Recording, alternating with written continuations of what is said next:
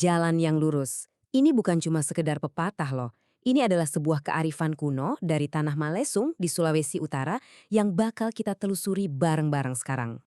Perjalanan kita mulai di sini nih, di dataran tinggi Sulawesi Utara.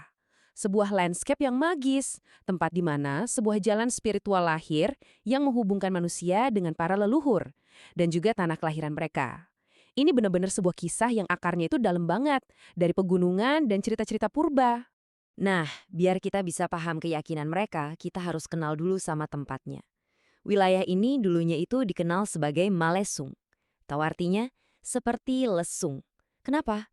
Soalnya dikelilingi sama pegunungan yang seolah-olah jadi benteng pelindungnya. Jadi gini, akar spiritualitas mereka itu unik banget. Bukan tertulis dalam kitab suci, tapi justru terukir abadi di atas batu. Sebuah perjanjian suci yang jadi fondasi bagi seluruh masyarakatnya. Ceritanya itu dimulai dari dua sosok penting, Dotu Limimuat dan Dotu Toar. Mereka ini dipercaya sebagai ibu dan bapak leluhur orang Minahasa, yang konon katanya menerima petunjuk langsung dari Sang Pencipta langit dan bumi. Dan disinilah pusat dari semua itu, di sebuah batu suci bernama Watu Pinawetengan.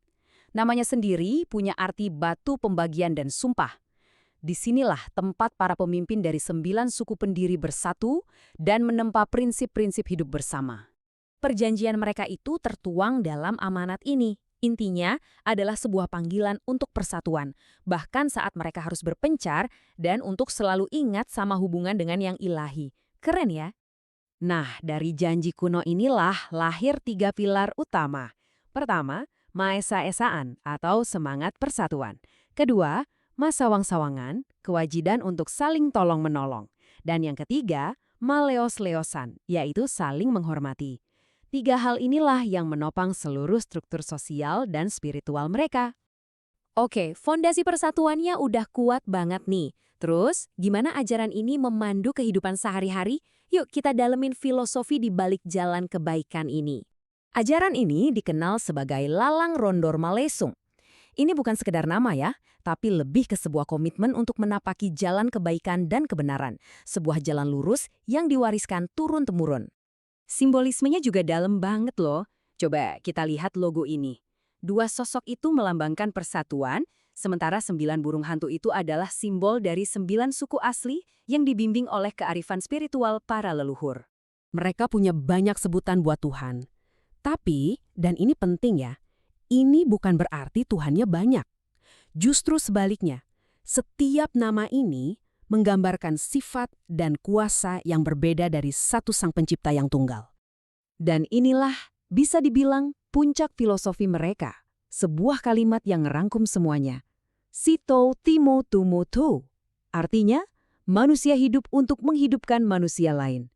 Ini bukan sekedar anjuran, tapi jadi tujuan tertinggi keberadaan mereka, untuk saling menopang dan mengangkat baik secara fisik maupun rohani. Jalan hidup yang dipilih seseorang ternyata nggak berhenti di dunia. Setelah kematian, jiwa itu dipercaya bakal menempuh salah satu dari 2 tujuan, karondoran atau tempat tinggi yang mulia bagi mereka yang hidup lurus, atau kaengkolan, tempat gelap yang penuh penyesalan. Keyakinan-keyakinan ini nggak cuma ada di pikiran, tapi juga diwujudkan lewat ritual yang nyata. Disinilah dunia spiritual ketemu langsung sama batu, air, dan kekuatan komunitas. Contohnya, Watu Lesung Lutau. Batu suci ini tuh jadi semacam jembatan fisik menuju para leluhur. Orang-orang datang ke sini buat membasuh muka dengan air yang terkumpul di batunya. Sebuah ritual sederhana untuk mencari berkat dan penyucian diri. Penghormatan terhadap leluhur juga jadi hal yang sangat sentral. Di makam leluhur yang sederhana ini, komunitas berkumpul selama upacara. Bukan untuk meratapi ya, tapi untuk memohon bimbingan dan perlindungan dari mereka yang udah lebih dulu ada. Selain batu, elemen air juga punya peran kunci dalam penyucian. Di sungai Komangangang, yang dianggap sakral, mereka menggelar ritual untuk secara simbolis menghanyutkan segala penyakit dan pengaruh negatif dari dalam komunitas. Jadi, dari perjanjian di atas batu, filosofi untuk saling menghidupkan, sampai ritual di tepi sungai, kita bisa lihat sebuah pandangan dunia yang utuh, di mana spiritualitas, alam, dan komunitas itu menyatu tanpa ada batas. Jadi, intinya apa sih? Lareng Rondor Malesung itu ngajarin sebuah kehidupan yang punya tujuan jelas, bahwa persatuan dan saling menghormati itu adalah fondasi untuk menopang sesama. Dan bahwa dunia di sekitar kita ini bukan benda mati, tapi penuh dengan koneksi suci ke alam spiritual. Pada akhirnya, kearifan kuno dari Malesung ini ninggalin kita dengan sebuah pertanyaan buat direnungkan. Di tengah dunia yang sering banget terasa terpecah belah, pelajaran apa yang bisa kita ambil dari sebuah filosofi yang panggilan tertingginya adalah untuk saling menghidupkan?